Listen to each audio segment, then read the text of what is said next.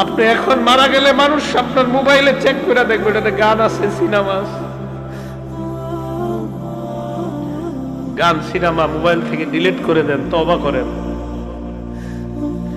পৃথিবী সাক্ষী হয়ে যাবে যে এই ছেলেটা মারা গেছে, ওর মোবাইল তো সিনেমা আছে, ওর মোবাইলে নাটক আছে, মানুষ সাক্ষী হয়ে যাবে আপনার গুনাহের। মোবাইল থেকে আপনি গান ডিলিট করে দেন, নাটক ডিলিট করে দেন। বন্ধুরা চাপ দিয়ে আমারে ফেসবুক খোলাইছিল, আমারে ফেসবুকে ইসলামী লেখালেখি করতাম। কিছুদিন পর বুঝতে পারলাম এখানে সময় লেখালেখি যদিও আমি করি, মানসিক যুদ্ধে লিপ্ত হইতে হয় ফেসবুকে। মানুষ পক্ষে লেখে, বিপক্ষে লেখে। পার্মানেন্টলি আমি ডিলিট করে দিছি, আমার কোনো ফেসবুক নাই। আমার জীবন কি চলে না বলেন? চলে, আগের চেয়ে ভালো চলতেছে। আমি যুবক ভাই যারা আছেন, যাদের মোবাইলে গান আছে, আপনি একবার ভাবেন আপনি মারা যাওয়ার পর আপনার মোবাইল তো আপনার অন্যরা চেক করবে, যারা আপনারে খুব ভালো জানে, চেক করে দেখবে ওখানে গান, সিনেমা, নাটক, এমন অশ্লীল কিছু আছে কল্পনাও করতে পারবে না। ছি ছি, ওর মোবাইলে এগুলো,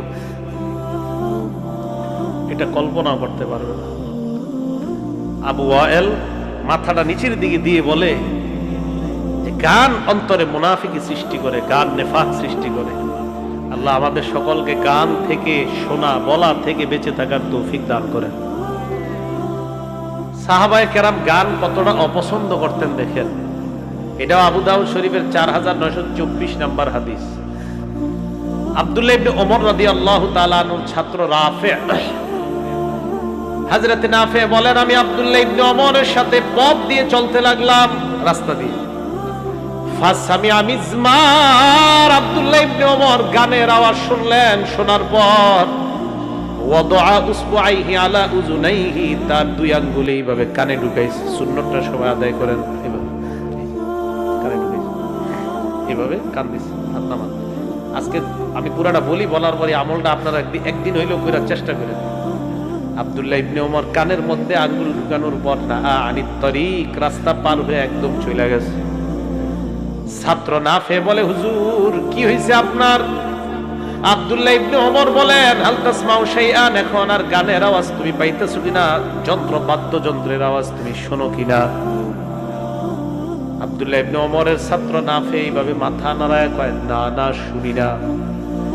আব্দুল্লাহ ইবনে ওমর রফা উসবুআইহি আন উযুনাইহি, কান থেকে হাতটা সরায়, এইভাবে ছিল, হাত সরায়। সরানোর পর কয়, যাক ভালো হয়েছে, এখন আর গানের আওয়াজ নাই, বাদ্যের আওয়াজ নাই। আরে কেমন ছিল তাদের ঈমান, দিলটা ছিল কেমন তাদের। নাফে বলে, আপনি এমন কেন করলেন? আব্দুল্লাহ ইবনে ওমর বলে, নাফে তুমি যেমন আজকে আমার সাথে রাস্তা দিয়ে চলতেছিলা, আমি একদিন আল্লাহর নবীর সাথে এইভাবে রাস্তা দিয়ে চলতেছিলাম। নবীজিও রাস্তা দিয়ে যায়, আমিও রাস্তা দিয়ে যাই। আল্লাহর নবীর কানে বাদ্যযন্ত্রের আওয়াজ আসছে। নবীজিও ঠিক আজকে আমি যা করলাম, হাদিসের ইবারত, ফাসামিয়া মিসলা যালিক ফাসনা মিসলা যালিক, ফাসামিয়া মিসলা যালিক ফাসনা মিসলা যালিক।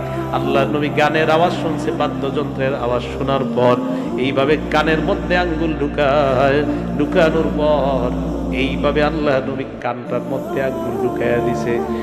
আব্দুল্লাহ ইবনে ওমর বলেন, আজকে আমি যা করলাম, আমার নবী গান শোনার পর অবিকল এমন করেছিলেন, তাই আজকে আমিও বাদ্যযন্ত্রের আওয়াজ শুই না, আমার নবীর সুন্নতের উপর আমল করলাম। তাহলে আপনাদের থেকে আমি চাই এই ওয়াদাটা, গান বাদ্য যেই এলাকার মধ্যে হবে, অন্তত নবীর সুন্নত হিসাবে, ঠিক আছে, একদম কানে আওয়াজ যায় না। দেখেন দুই আঙ্গুল এভাবে দিলে দেখবেন আওয়াজ যায় না, না না আওয়াজ যায় না।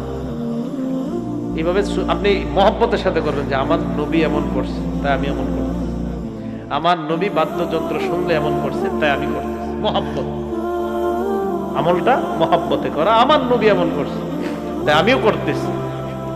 মহব্বতে আমলটা করা যাবে না ইনশাল্লাহ। নবী এইভাবে করছে তাই আমিও করতেছি, এইভাবে মহব্বতে করা। এই হলো সাহাবায়ে কেরামের অবস্থা। গানের আওয়াজ, তারা গান শুনবে দূরের কথা, যন্ত্রের আওয়াজটা কানে আসবে, সহ্য করা যায় না। তাহলে এবার বলেন তো আপনারা, গানের মিউজিক গুলা অথবা ঢোল তবলা গুলা এটা যদি ইসলামী ওরস নাম দিয়ে ওই ওরসের মধ্যে যদি ঢোল তবলা হয়, ওই ঢোল তবলার আওয়াজ হারাম হবে কি হবে না? এই অনুষ্ঠানের মধ্যে যাওয়া হারাম না হালাল বলেন? এই অনুষ্ঠানের মধ্যে যাওয়া যাবে না, এই অনুষ্ঠানে অংশগ্রহণ করা যাবে না। অনেক বড় লোক বাসার মধ্যে ঢুকলে দেখবেন ঢুকার সময় পর্দাটা মাথায় লাগলে টুনটুন করে আওয়াজ হয়। ঢাকা শহরের দেশ গ্রামে জানি না, বড় লোক বাসায় ঢুকবেন তো পর্দাটা যদি আপনার মাথায় লাগে না টুন টুন করে আওয়াজ হয়। আমি বলছি না জায়েজ বা না জায়েজ, তবে আম্মা জান আয়েশার একটা হাদিস শোনাবো, শোনানোর পর এই জাতীয় ঘটনা কোনো বাসায় দেখলে তারেও হাদিসটা শোনায়া দিবেন। আম্মা জান আয়েশা সিদ্দিকার ছাত্রীর নাম বুনানা, ছাত্রীর নাম বুনানা। কি নাম? ছাত্রী। এই বুনানা বলেন আমি আম্মা জান আয়েশা সিদ্দিকার সামনে বসা, ইতিমধ্যে একজন মেয়ে আম্মা, ও হাদিসটা হলো আবু দাউদ শরীফের 4231 নম্বর হাদিস। আমি আম্মা জান আয়েশা সিদ্দিকা রাদিয়াল্লাহু তাআলা আনহার সামনে বসা, ইজদুখিলা আলাইহা বিজারিয়া, একটা মেয়ে আম্মা জানের কাছে আনছে, হয়তো ঝাড় ফুঁক দেওয়ার জন্য অথবা দোয়া নেওয়ার জন্য, কারণ আম্মা জানরা তো ছিল বড় বরকতময়। আম্মা জান আয়েশা সিদ্দিকার কানে আওয়াজ আসছে, আম্মা জান বললেন কিসের আওয়াজ? আশেপাশে যারা তারা বললেন জালাজিলু আলাইহা জালাজিলু সাউবিতনা, আম্মা জান একটা মেয়ে আপনার সামনে আনছে, ওই মেয়েটার পায়ে নুপুরে নুপুরের আওয়াজ। কিসের আওয়াজ? নুপুরের আওয়াজ। আম্মা জান আয়েশা সিদ্দিকা, মা বোনরা ভালো করে শুনেন, কারে আজকে আপনার আইডল মানেন? বিভিন্ন নায়িকার ফ্যাশন আপনার কাছে আজকে অনেক পছন্দ। আম্মা জান আয়েশা সিদ্দিকার সামনে সারা দুনিয়ার সুন্দরীদেরকে দাঁড় করায় দিবা, আম্মা জানের সৌন্দর্যের সামনেও তারা দাঁড়াতে পারবে না। এত সুন্দর ছিলেন আম্মা জান। আমাদের নবীজি মহব্বত করে ডাকতেন ইয়া হুমায়রা, এ লাল সুন্দরী। সুবহানাল্লাহ। আমাদের নবীজি আয়েশা সিদ্দিকাকে বলতেন ইয়া হুমায়রা, হুমায়রা মানে লাল সুন্দরী। নবীজি আম্মা জান আয়েশাকে বলতেন এ লাল সুন্দরী। কতটা সুন্দর ছিলেন আম্মা জান আয়েশা সিদ্দিকা। লম্বা বলেন, আম্মা জান আয়েশা সিদ্দিকা লম্বা বলেন, তাও দুনিয়ার নারীদেরকে বলবেন যে কিয়ামতের মাঠে তো দেখা হবে, সেদিন দাঁড়ায়। তো আম্মা জান আয়েশা সিদ্দিকা বলতেছিলাম, উনি দেখেন এমন একজন নারী নবীজির কাছে কতটা প্রিয়।